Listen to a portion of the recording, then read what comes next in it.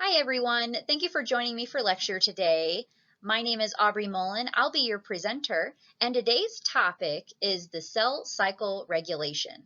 So put on your thinking caps because we're going to jump right into it. So before getting into the content of this lecture, I always find it helpful to review some learning objectives that I have for you as a class. And by mastering the material that I present today, I am looking for you guys to be able to understand key elements that take place in the cell cycle. I want you to understand both the internal and external control mechanisms that are used in the cell cycle as well as how they operate. We're going to be talking about three major control points that take place during the cell cycle. And I also want to just have you be able to name some notable regulatory molecules also used in cell cycle control. So the last one, we're not really going to go too far in depth about what these regulatory molecules do. That will be in the next lecture. But in this lecture, I just want you to be aware what they kind of do in general and basically be able to identify some. For those of you who like to kind of stay organized and see how I have this presentation set up, I've also included this outline here. One thing I really like to do during all of my presentations is just kind of have relevant review of topics that will flow into our topic of the day. So in this case, I'm going to be reviewing the cell cycle first, because some of you may have taken it a long time ago. Others of you who have taken it, you might not be quite sure. So just to make sure we're all on the same page when it comes to the mechanisms that control it, I want you to be having a solid foundation of understanding what the cell cycle actually is. Once we get through the review section, we'll go right into our cell cycle control topic of the day. And in there, I'm going to review with you the external events and the internal checkpoints that are very notable in this control or regulation of the cell cycle. And then we're going to move on into the regulatory molecules that can be broken down into positive and negative. So without further ado, let's get to it. So first things first, let's kind of have a broad overview of what the cell cycle actually is. Essentially, every cell must grow, replicate its DNA, and divide into two identical cells. This cell cycle is broken into two parts, which can be categorized as interphase and cell division, also known as mitosis. You can see here that the cell cycle is basically a series of events that facilitate the cellular growth and division necessary for the split. And then you can see under the two major stages that I've just listed, interphase is where the cell grows, the chromosomes replicate, and basically where the cell is prepared for the division process, also known as mitosis. Once interphase is completed and everything is good to go, it then moves on into the mitosis phase, which is where the cell actually undergoes that physical division and it produces two identical daughter cells. One thing to note that after a cell has split into two new daughter cells at the end of mitosis, typically speaking, both of these new cells will repeat the cycle until something inhibits the cell cycle itself, and then we'll put basically the entire process on pause. Okay, so at this point, we have broken down the cell cycle into two major stages, which is that interphase and then cellular division, which is also known as mitosis. Now, from there, we can kind of focus in on these stages and break them down even further. I like to think of them as kind of bite-sized pieces that make up the whole. So if we're looking at this kind of pie chart here in front of us in the little image, I'm going to have us focus on G1 first. So this is going to be the first bite-sized piece of interphase that we're going to talk about. The reason we're talking about interphase is because when a cell has newly divided, it actually will begin the cycle again, initiating in the G1 phase. So during this phase, the cell mainly metabolizes energy, it creates new proteins and lipids, and it also grows to the appropriate size. Also during this phase, other cellular contents that's not the chromosomes will actually duplicate, and that kind of is why the cell has to grow in physical size as well in order to accommodate this duplication of cellular content.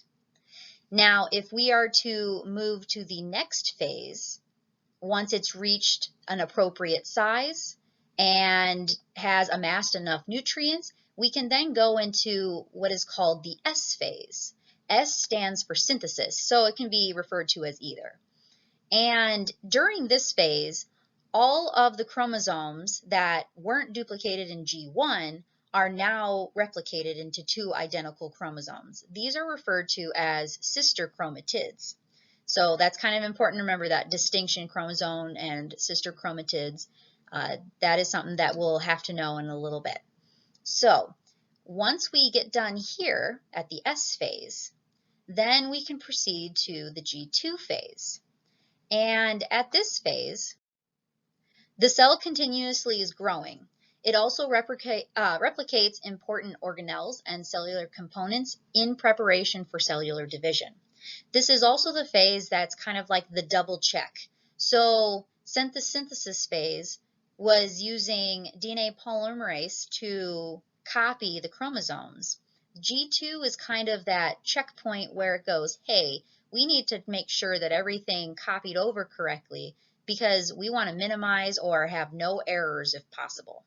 Now, if for some reason in the G2 phase DNA repair is found to be needed, then it will try to accommodate that repair before it lets the cell progress into the mitosis phase. Now, since this is also a review slide for interphase, it's not necessarily a portion of interphase, but I also tacked on this G0. And this G0 is actually where the cell is in a resting period, or also known as inactive. Now, this can be either temporary or permanent, depending on the needs of the cell or what type of cell it is, because in certain cases, if a cell is found to be too damaged, typically speaking, it'll be put into this inactive state, because if we think about it in common sense terms, the body is trying to double check to make sure that non-erroneous or abnormal cells are produced into the body, because that could cause a lot of issues. If it finds a cell that it really can't repair, then what it will do is it will push it into the inactive phase. Or if for some reason the body signals, hey, we don't need any more cells to be produced, that will also put it into this G0 phase as well. So G0 is an important piece of the cell cycle, but it's not necessarily an active part. It's kind of one of those standby phases that the cells can go into.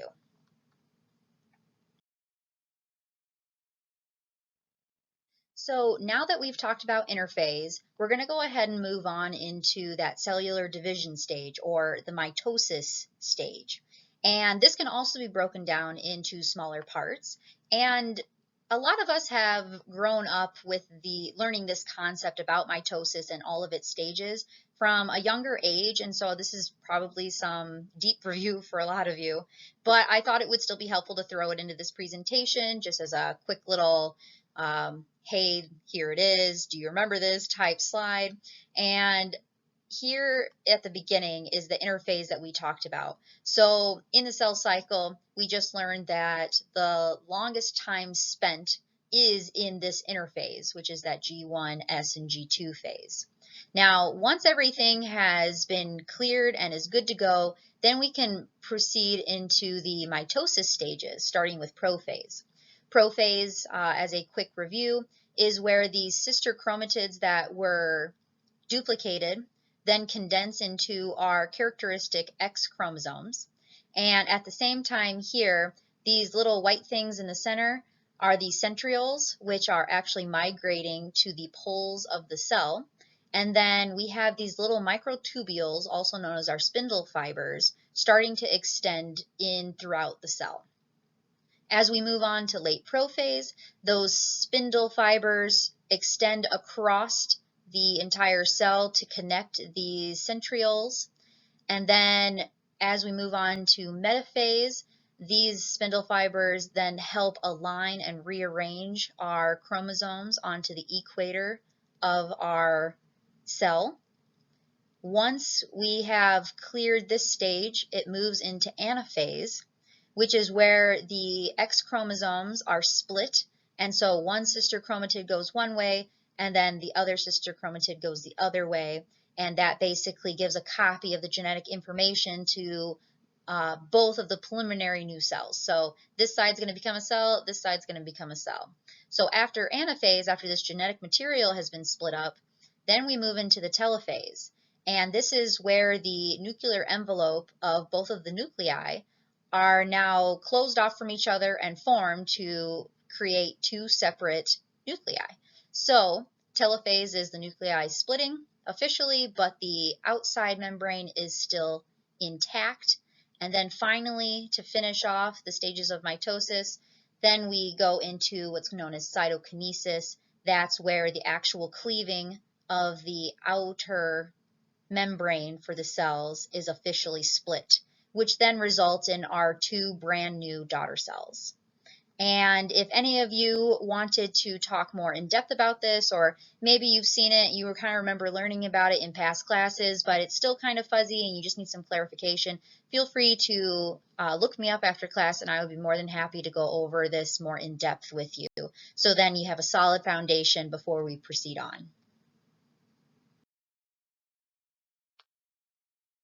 Okay, so now we have a solid foundation of what the cell cycle is, and now we can move on into the topic of today's lecture, which is the actual cell cycle regulation. And one important thing that I want you guys to know is that timing is everything when it comes to the cell cycle. And this can be controlled by different types of mechanisms, both internal and external of the cell. And the duration of the time that the cell cycle actually occurs, as well as the time spent in each phase of the cell cycle, varies greatly. It can depend on what species this cell cycle or the cell is a part of. It could depend on if some of our regulatory mechanisms has found an error and things like that. So all of that kind of plays into the time spent in the cell cycle. And honestly, these mechanisms that we're going to get into for this lecture also help with the success or failure of the cell cycle itself. So proper regulation of the cell cycle is absolutely necessary for healthy growth. Without any sort of regulation, cells could proliferate out of control, and usually we can see this actually in cancer cells. So it's quite relevant to everybody who has cells in their body, and it's an important aspect that is good to learn, especially in a class like this. So like I mentioned in the previous slide, there are two major factors that could play in and influence the cell cycle, but also can be used in cell cycle regulation. One of these two big categories would be external events, or also known as external factors. And these events can occur outside of the cell, which would then trigger the initiation or inhibition of the cell division. Usually these external events could be a physical event that happened outside of the cell or a chemical signal that was produced outside of the cell. Either way, it is an external environmental event that comes in contact with our cell and influences that cellular cycle and division. Some pretty common examples that could trigger these external signals could be something as simple as the death of a nearby cell. Another one could be an excessive release or a lack thereof of our human growth hormone. So if there's growth promoting hormones that are released in excess or in absence, then that could also cause an issue or cause influence on our cell cycle. For instance, if you had too much, usually that could result in a condition known as giantism. If there was a lack of the HGH that we're talking about in a hypothetical situation, typically it would also result in a condition known as dwarfism. So that is a chemical example that could be from the environment attacking or communicating with our cell. A physical one could be overcrowding of cells in a general area. And then also we have the actual physical size of the cell that we're talking about. And this one is kind of important because if the cell is growing too large, what happens is that it can become very inefficient because the surface to volume ratio is now decreasing. And this could make it more difficult for the cell to actually undergo cellular division. However, whatever the source is that sends this message, the cell will receive this signal, and then it will trigger a series of events within the cell that allows it to proceed into interphase. So basically, these external events will send that signal. The cell goes, okay, we're ready to go for interphase, and then it will jump right into the cell cycle. So moving forward from this initiation point, every parameter required during each cell cycle phase must be met or the cycle can't progress to the next stage. Now that we've talked about external factors that can influence the cell cycle, we're going to go ahead and move to the interior of the cell cycle itself. So through evolution, there have been many developments that are used to regulate this cell cycle. And this is important because mistakes in duplication can lead to mutations, which can then lead to the production of abnormal cells. And then if gone unchecked or unregulated, what happens is that these abnormal cells can then result in medical conditions or more severe consequences in the human body. So it is highly important that there are certain places in the cell cycle that kind of double check to make sure everything's running smoothly at certain points in time. Otherwise, if it was just to have free reign, if there was any sort of mistake made in the duplication process, then it wouldn't be caught and then it could have severe results. Now, in order to prevent and minimize these errors, the actual mechanisms themselves are known as checkpoints. These checkpoints, as I kind of said before, that was needed, they actually pause or halt the cell cycle itself and basically verify everything's looking good and the conditions are favorable for the cell cycle to continue. Think of it kind of if you're traveling from one country to another. So they have checkpoints at the border where they make sure that all your paperwork is good, everything's legitimate, and then when everything checks out, then they will let you proceed on through. That's kind of how these cellular checkpoints work in the cell cycle. If they notice something that's off or something that seems like a mistake, then they will kind of hold you in quarantine or just kind of halt the process until the corrections are made. And then if they don't find anything wrong and everything looks good to go, they'll let you proceed on through. So same concept here if you kind of need a metaphor to kind of carry this concept over. Now the three main cell cycle checkpoints that we're going to be talking about kind of mirror our phases that we talked about in the cell cycle itself, and we'll go a little bit more in depth on each of them. So the first one is going to be the G1 checkpoint. The second one will be G2 checkpoint. And finally, we'll hit on the M checkpoint.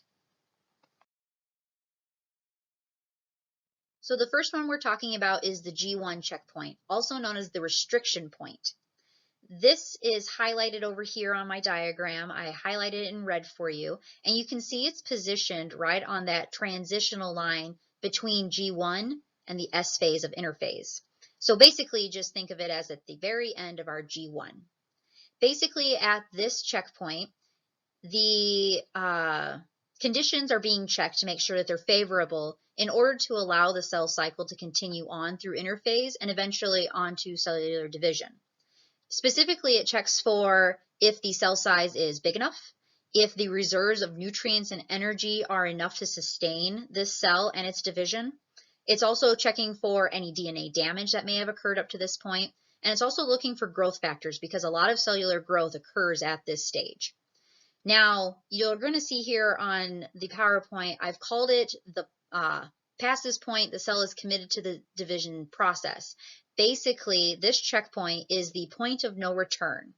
If the checkpoint was to find any sort of flaw in the conditions or in the cell itself, what it could do at this point is halt the entire process and then either try to fix the issues that it finds, or at this point, it can still redirect it into our G0 or inactive phase and then kind of put it to the sidelines. However, if the cell is found to be in good shape and passes this point, we can't go back. So it's either going to have to make it to the next checkpoint or complete all the way through cellular division. So that's kind of why that's why it's called the restriction points, the point of no return.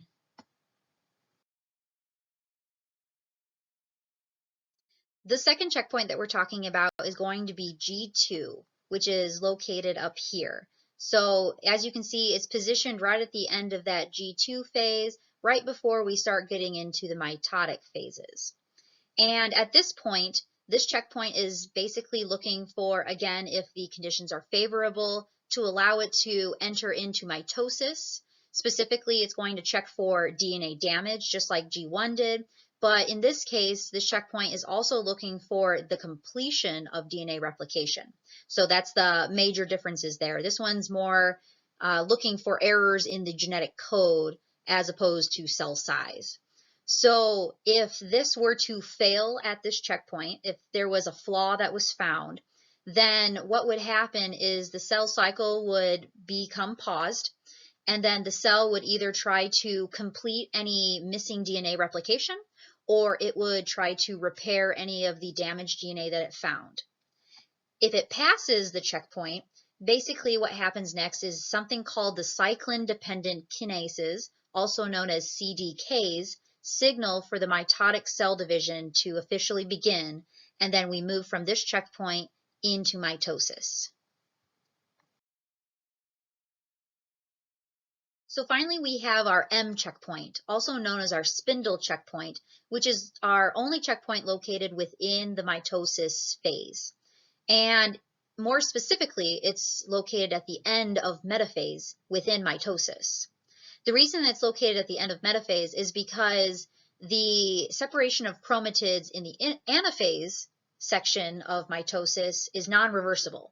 So metaphase is kind of that last-ditch effort, making sure everything is in order before the official split takes place.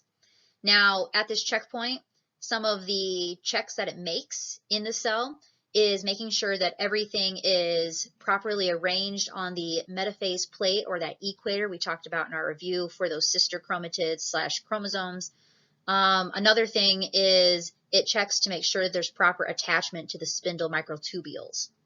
If it were to fail this checkpoint, the cell cycle again will become halted. The cell will try to correct the issue, make sure that things are properly attached and aligned, and then it'll let it proceed. Otherwise, other mechanisms will have to take over if these problems can't be addressed. Now, if the cell itself was able to pass this final checkpoint, then the cell will be able to undergo that anaphase process that we talked about, and then eventually turn into two daughter cells, which should be identical to our parent cell. Now, at this point, we have established that cellular progression in the cell cycle is determined by both external events and internal checkpoints. But there's also two groups of intracellular molecules that can also help regulate the cell. These regulatory molecules either promote the progress of the cell to the next phase, and I'll kind of point that out here. I have them color-coded for you. These are what we call positive regulators. And then we have the other category, which halts the cell cycle, known as negative regulators. An important thing to know about these regulatory molecules is that they can either act individually or they can influence the activity and production of other regulatory proteins. That means the failure of one single regulator molecule doesn't necessarily have an effect on the cell cycle, especially if more than one mechanism controls the same event. But this also means that the effect of a deficient or non-functioning regulator can be wide-ranging and possibly be fatal to the cell if multiple processes are affected.